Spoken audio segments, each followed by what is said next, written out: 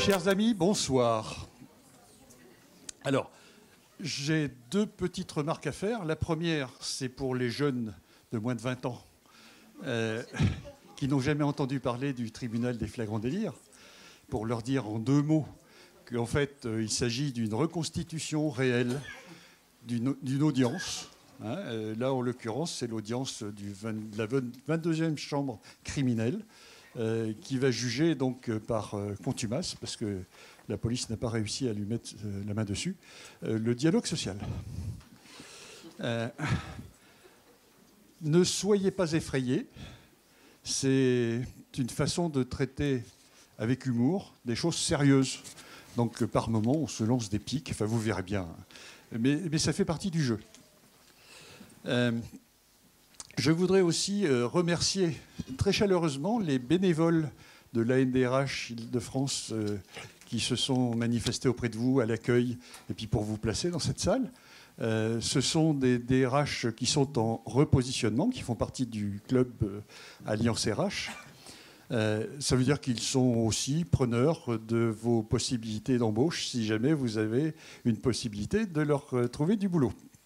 Donc, avec plaisir, vous pouvez... Ils sont animés par Brigitte Tachini au fond de la salle, qui s'est occupée de la logistique et que je remercie aussi pour cette organisation. Oui, on peut... Et donc, si vous voulez mettre en contact avec ces DRH en repositionnement, eh ben, vous la contactez et elle se fera un plaisir de vous les présenter. Ensuite, je voulais remercier Gaël Roudot. Gaël Roudot qui est ici. Alors, c'est la première fois que nous testons ça. Gaël Roudot, c'est la maman de Monsieur Patate, que vous avez peut-être déjà vu, d'ailleurs, dans le Mag-RH en particulier, puisqu'elle illustre quelques articles. Et là, ce soir, elle va essayer de faire de la captation en direct, au fur et à mesure du déroulé de l'audience. Et puis, ces papiers seront scotchés dans la salle à côté lorsque nous irons prendre notre cocktail bien mérité. Ils seront peut-être même vendus au bénéfice d'ailleurs des vacances du président du tribunal. Et là, je ne plaisante pas. Je voudrais remercier aussi les gens grâce à qui cette soirée est possible. Et je pense en particulier à la NDRH. Alors, NDRH, c'est le club, le groupe Alésia Nation, qui est à l'origine, quelque part, de cette idée et qui nous permet aussi, qui cofinance cette soirée. La NDRH Île-de-France, qui cofinance un gros morceau de cette soirée. Je remercie donc tout le staff de la NDRH Île-de-France qui a fait son possible aussi pour nous préserver cette salle. Et là, je vous adresse mes condoléances parce que c'est la dernière fois que nous utilisons cette salle. Malheureusement, on est passé à 6 fois le prix qu'on payait avant, donc ça va être un petit peu compliqué. J'en profite pour lancer, bien entendu, une alerte générale en disant, si vous avez dans vos établissements un petit auditorium sur Paris qui peut accueillir 200 personnes, nous sommes preneurs, mais à des prix d'amis. Ensuite, je remercie aussi tous les bénévoles autres que ceux qui vous ont placés, c'est-à-dire tous ceux qui sont sur la scène. Ces bénévoles-là, non, peut-être hormis les salaires de l'avocat de la défense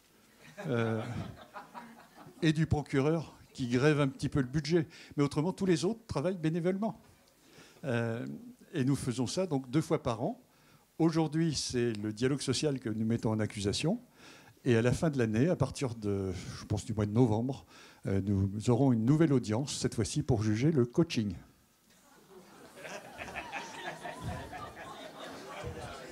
J'en connais qui commencent déjà à se frotter les mains. N'est-ce pas, monsieur le procureur? Ensuite, je remercie 2 sociétés qui nous aident aussi à financer cette soirée.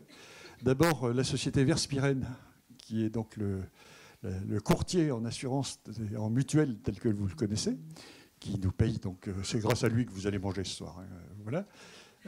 Et puis, Cornerstone, le Mag-RH via Cornerstone, qui apporte aussi sa contribution pour ce soir. Donc ça, c'est pour les remerciements. Remerciements aussi pour nos capteurs de vidéo, puisque là, nous sommes en plein professionnalisme. Hein. Ils sont venus quand même à 3. Ils ont du matériel fabuleux. On se croirait dans un studio d'Hollywood. Là. Donc ça veut dire que bientôt, nous aurons sur les réseaux sociaux la vidéo de ce soir que vous pourrez bien entendu distribuer à votre guise. Voilà. Qu'est-ce que j'ai encore à dire, monsieur le procureur? Vous qui avez la tête à tout. Non? À rien. À rien. Donc, si, je vous précise aussi une chose. C'est quand même la première fois que nous avons aussi une greffière en chef. Donc, on augmente notre effectif. Je pense qu'elle va être particulièrement chargée de faire respecter les temps de parole. On en a toujours besoin. Bon, elle a un gros défaut. Non, non. Une qualité. C'est une militante sud. Mais on est obligé de faire avec. Hein. Vous savez que dans la fonction publique, en particulier dans la justice, on ne peut pas choisir comme ça son effectif comme on veut. Donc on va essayer de la supporter ce soir, en espérant qu'elle ne mélangera pas trop les genres entre son mandat et son job. Voilà. Je pense que c'est tout pour la présentation, ça suffit, hein.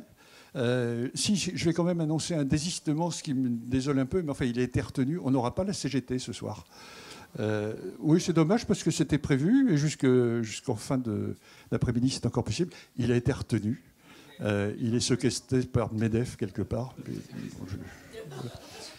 Voilà. Eh bien, je vais déclarer... Ah non, c'est la greffière qui va déclarer que... S'il te plaît, me prends pas mon rôle.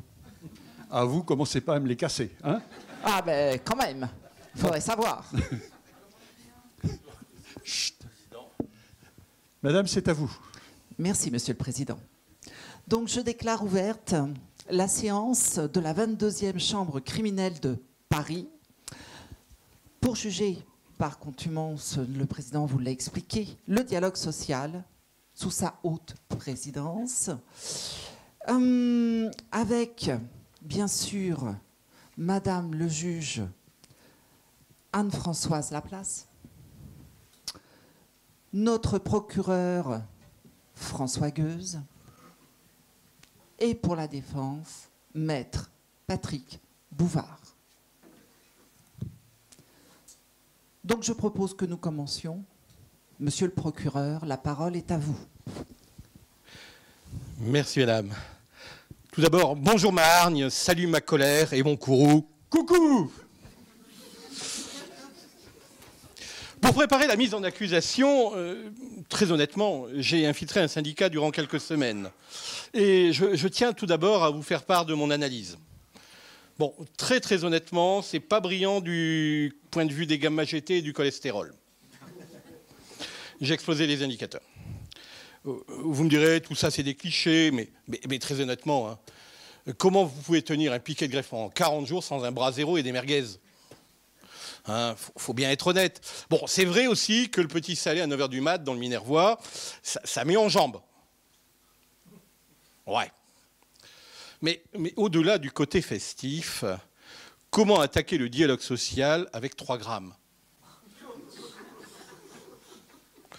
L'alcool, non. Ferrugineuse, il y en a qui suivent quand même. Allez, plus sérieusement, si vous voulez bien, la disparition progressive du dialogue social a conduit à un véritable désastre sanitaire, allongeant les conflits, les laissant en germe dans une logique véritable de Cronenbourg virus, si vous me permettez. Oui, pas la corona quand même. Oui, il fallait oser. Je suis désolé. Mais au-delà de cette logique de Cronenbourg virus, j'ai l'impression que ces derniers temps, nous avons assisté à une véritable mise en quarantaine du dialogue social, avec tout un ensemble d'éléments où nous avons cloisonné les choses. Et l'une des véritables difficultés que l'on a, et on le remarque encore aujourd'hui puisqu'il n'est pas parmi nous et que nous le jugeons par contumace, c'est son absence de tout un ensemble de prise de décision et d'action. L'absence de ce dialogue social est une certaine forme de traîtrise, à mon sens, puisque d'une certaine façon, c'est la porte ouverte véritablement à tout un ensemble de décisions qui sont contraires à la logique et à la morale. il ne peut y avoir de dialogue social sans toutes les parties. Encore faut-il que toutes les parties soient correctement équipées et n'aient pas simplement des problèmes d'audition.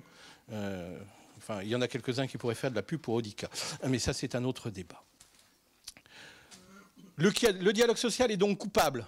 Coupable de nous avoir abandonnés, coupable de désertion en rase campagne. Et c'est à ce titre-là que nous tenons véritablement à le mettre en accusation. Merci, monsieur le procureur. Madame la greffière, nous allons commencer les auditions.